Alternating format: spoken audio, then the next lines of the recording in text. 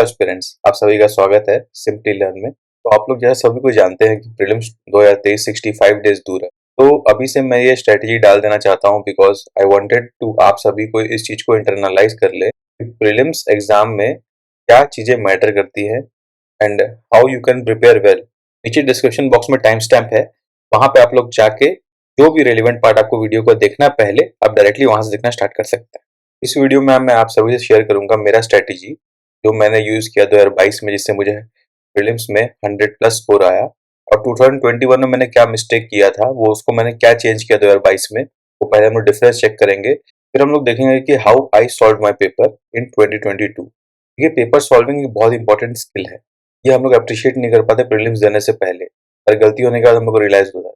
हम लोग live demonstration देखेंगे, तो will see how paper solving can enhance your marks and potential in clearing prelims 2023। तो कुछ सजेशंस रहेंगे आपके लिए व्हाट यू कैन फॉलो। तो ये वीडियो आप लोग लास्ट तक देखेंगे तो ही आप लोग उसका रियल बेनिफिट उठा पाएंगे। तो हम डायरेक्टली स्टार्ट करते हैं। जैसे आप देख सकते हैं कि प्रीलिम्स 2021 में मेरा 76 स्कोर आया था, फिर उसको मैंने 100 प्लस में कन्वर्ट किया प्रीलिम्स 2022 में।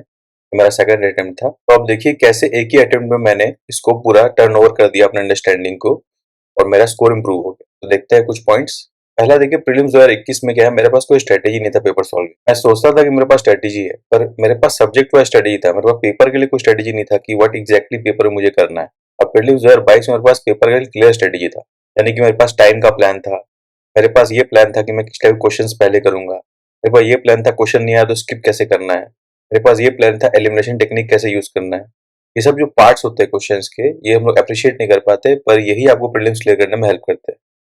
फिर सेकंड बात, मैंने 2021 में मॉक सॉल्व किया था, और मैं सोचा था कि मॉक सॉल्व करके मैं कंटेंट याद कर लूंगा या रिवाइज कर लूंगा। देखिए ये आपका बाई प्रोडक्ट हो सकता है, पर आपका ये मेन ऑब्जेक्टिव नहीं होना चाहिए। मेन ऑब्जेक्टिव आपको मॉक देने का होना चाहिए कि आपको एग्जाम के लिए प्रिपेयर करे। एग्जाम के लिए प्रिपेयर करे मतलब कि आप कितना टाइम ले रहे हो मॉक देने में, आप कितने गेस क्वेश्चन करेक्ट करते हो, ये सब आपको चेक करना आना चाहिए। आपका एक क्वेश्चन में टाइम मिनट कितना लग रहा है, आप किस सेक्शन ऑफ पेपर में अच्छा स्कोर करते हो, किस टाइप के क्वेश्चन आप इजीली आंसर कर सकते हो, ये सब आपको अवेयरनेस होता है मॉक देके। इसीलिए आपको मॉक का कोर यूज ये होता है।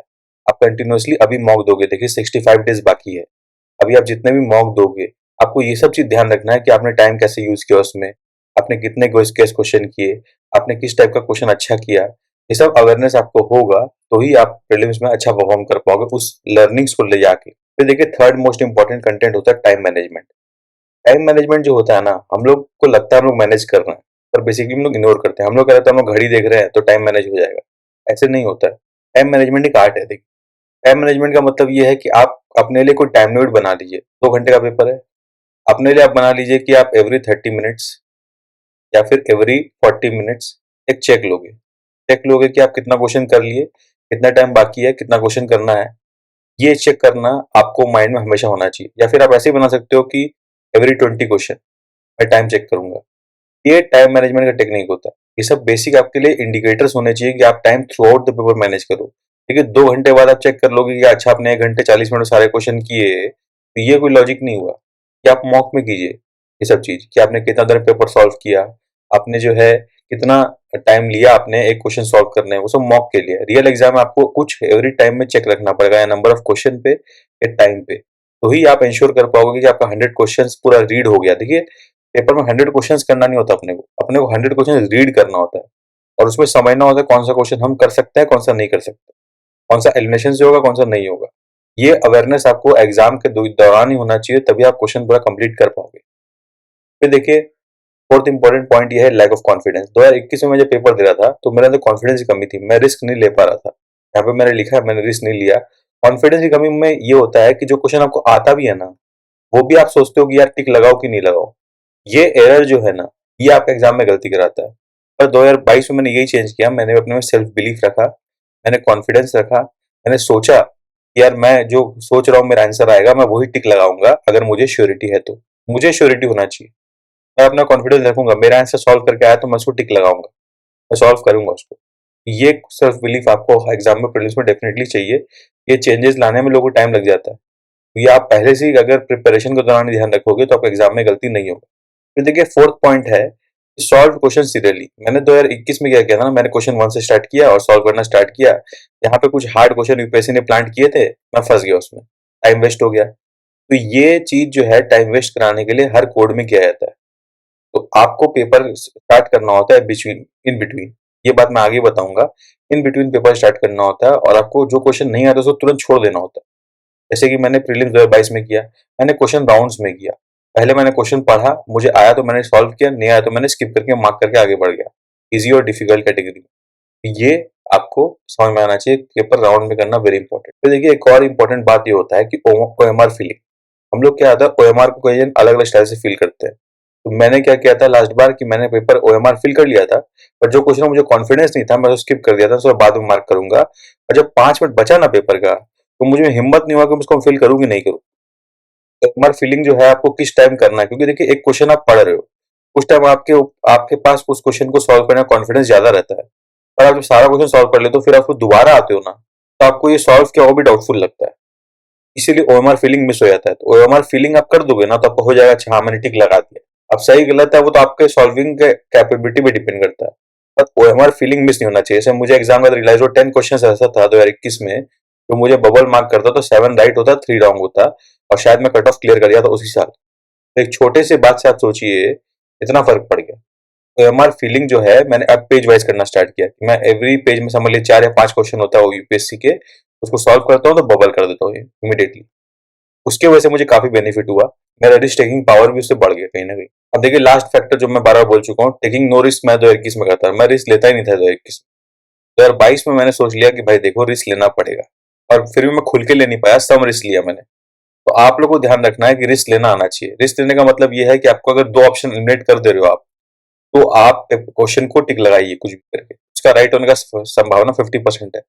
अगर ऐसा आप 10 क्वेश्चन भी करते हो और आपका 5 राइट और 5 रॉन्ग भी होता है, तो भी आप सोचिए आपका 10 नंबर इधर प्लस हुआ और इधर आपका -2/3 × 5 हुआ, तो भी आपका नेट जो स्कोर है वो 10/3 मार्क्स से इंक्रीज हो गया।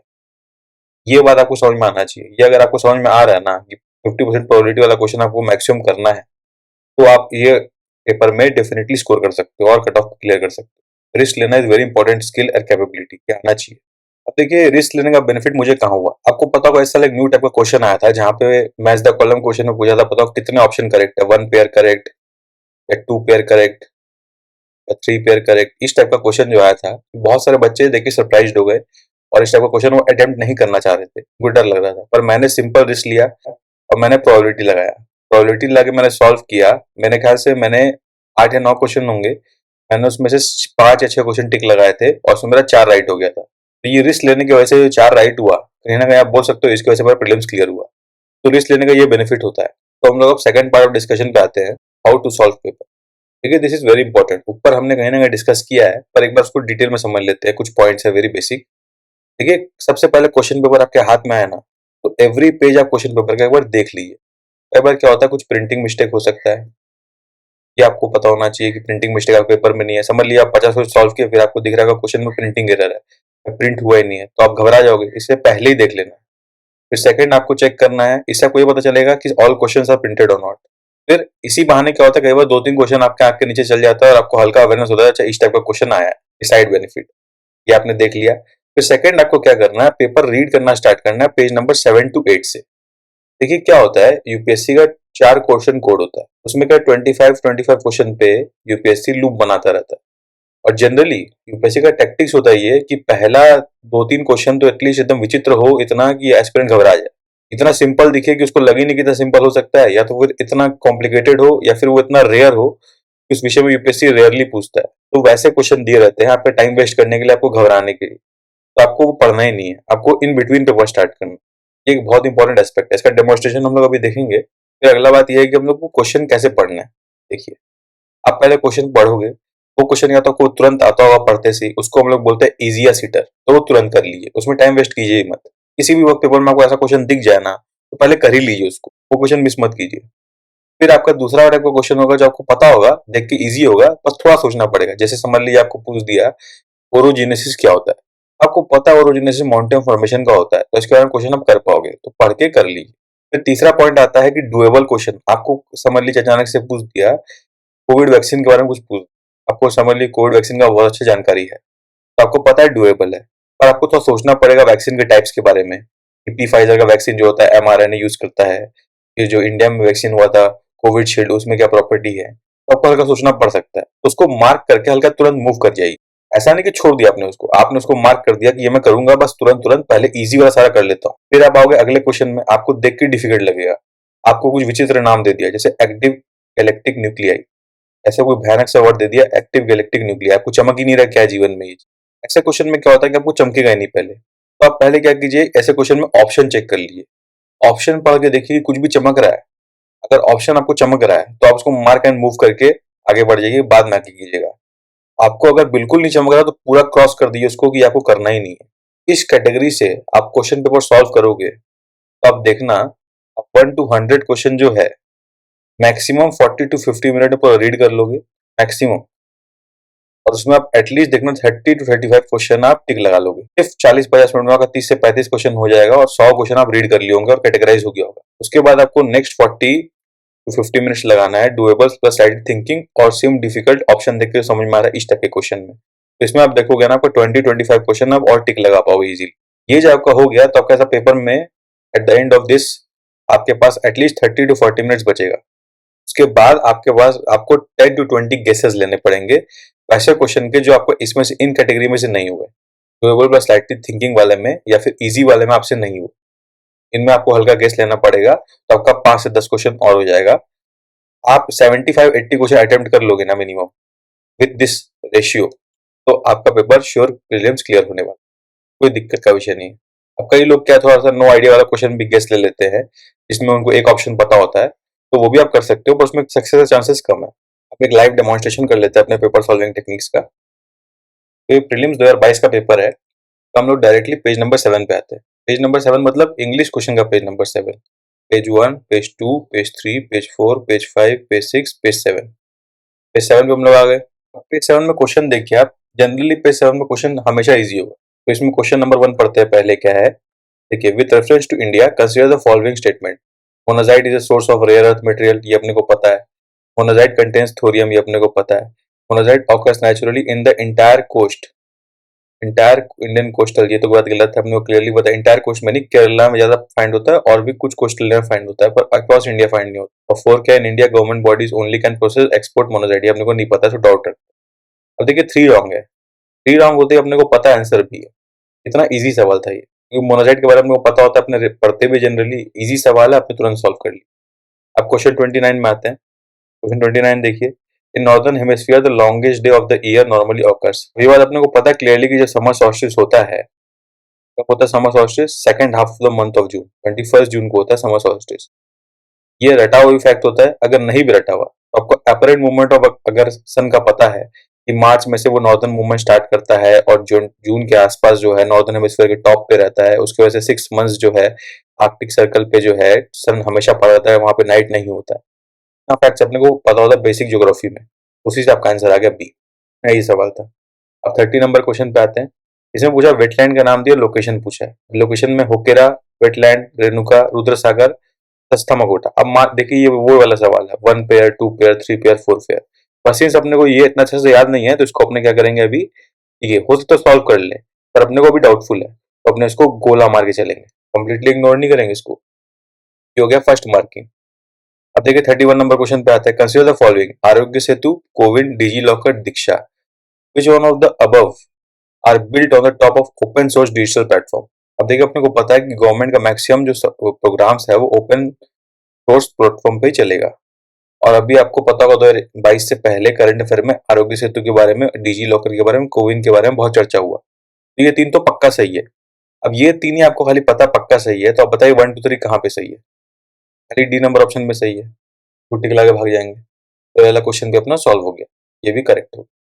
अब 32 नंबर क्वेश्चन पे आते हैं। With reference to web 3.0 consider the following statement. Web 3.0 technology enables people to control their own data. सही बात है, ये बेसिक फैक्ट है वेब 3.0 के बारे में। In web 3.0 world there can be blockchain based social network. Yes, this is also an objective. Web 3.0 is operated by users collectively rather than a corporation. बिल्कुल सही, ये जो है डिसेंट्रलाइज्ड है सिस्टम वेब 3.0 का, सेंट्रलाइज्ड नहीं है। यूजर्स मिलकर साथ में काम करते हैं, यूजर्स मिलकर साथ में काम करते हैं, इसका तीनों सही होगा, डी इज द आंसर।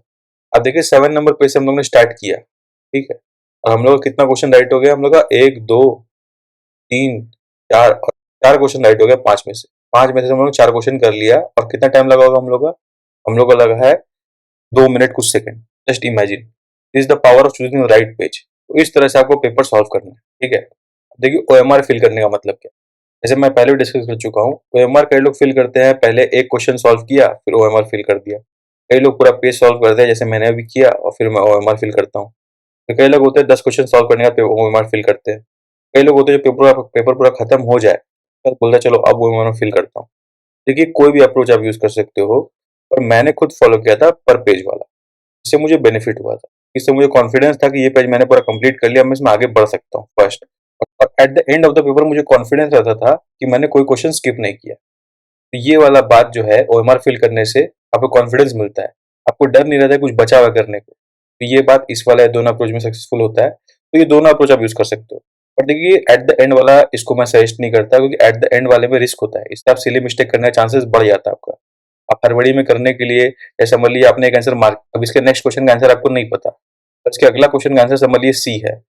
हो सकता है गलती से उसका आंसर आप इसमें मार्क कर दो, वो भी जब आपके टाइम कम हो। तो अगर आपको लास्ट में करना है तो नो प्रॉब्लम, आप कम से कम 20 मिनट्स रखिए, ताकि आप उसको इत्मीनान से 100 क्वेश्चन भर पाए। क्योंकि 100 क्वेश्चन है, देखिए समझ लीजिए पेपर में अगर 10 मिनट बचा और 100 क्वेश्चन आपको मार्क करना है, आपको इतना पैनिक कर जाओगे, आप सिली मिस्टेक करने का चांसेस बढ़ जाता है। This is very important. तो देखिए लास्ट में पेपर का 20 मिनट जरूर अपने पास पर्सनली रखिए, तो ब्रॉडली चेक द पेपर। देखिए पूरा क्वेश्चन पेपर है, इसमें 100 क्वेश्चन होते हैं। 100 क्वेश्चन में आपका किसी में टिक है, किसी में गोला है, किसी में क्रॉस है, आपने कुछ पढ़ा कुछ नहीं पढ़ा। एक बार पूरा, एक बार 1 to 100 क्वेश्चन एक बार आपको चेक करना है। 5 to 10 मिनट्स लगेगा मैक्सिमम आपको, और 20 मिनट्स हाथ में रखिए और उसमें एक बार चेक कीजिए। कुछ भी ऐसा चीज जो एकदम राइट आप कर सकते हो, या फिर आपका इस वाले कैटेगरी में, सेकंड वाले कैटेगरी में, इसमें सारा क्वेश्चन कम से कम चेक कर लीजिए, ताकि आपका कुछ स्किप ना हो गया, कुछ पढ़ना कुछ स्किप ना हो गया, कुछ ओएमआर मिस ना हो गया हो। ये पार्ट एक बार चेक करना बहुत जरूरी है, क्योंकि इसकी वजह से बहुत तकलीफ होता है बाद में। समझ लिया आपने 2-3 क्वेश्चन ऐसे थे जो आपने पढ़े ही नहीं, या फिर आपने पढ़े थे, सॉल्व किए थे, पर टिकने लगा है। तो ये चीज आपका फेट डिसाइड कर सकता है प्रीलिम्स एग्जाम में। जबकि आपको, आपने सही सॉल्व किया था, पर अपने पेपर स्ट्रेटेजी ठीक सॉल्व नहीं किया, पेपर मेथड्स बेस्ट यूज नहीं किया। इसीलिए ये सब बेसिक चीजें वेरी इंपॉर्टेंट होती है समझने के लिए। I hope you understand. ये था मेरी तरफ से कंप्लीट सजेशंस।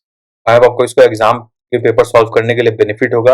अगले 65 दिन में आप इसको यूज करोगे। प्रीलिम्स का जब मॉक प्रैक्टिस करोगे तो ये बातें आपको ध्यान रखनी है।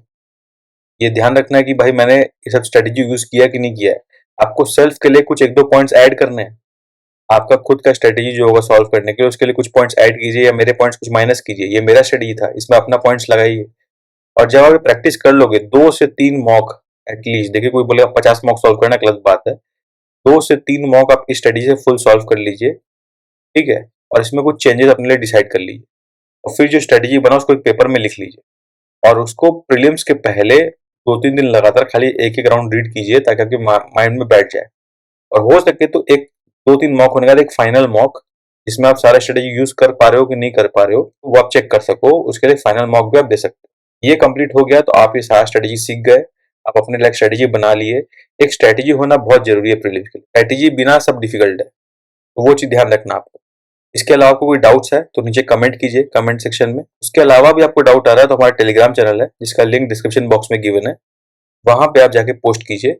वहां पे आपका जानकारी और आपका जो क्वेरी होगा प्रीलिम्स एग्जाम संबंधित, उसको एड्रेस किया जाएगा। आई होप आपको इनिशिएटिव अच्छा लगा हो, आपको सेशन से कुछ फायदा हुआ हो। तब तक के लिए best wishes for the examination.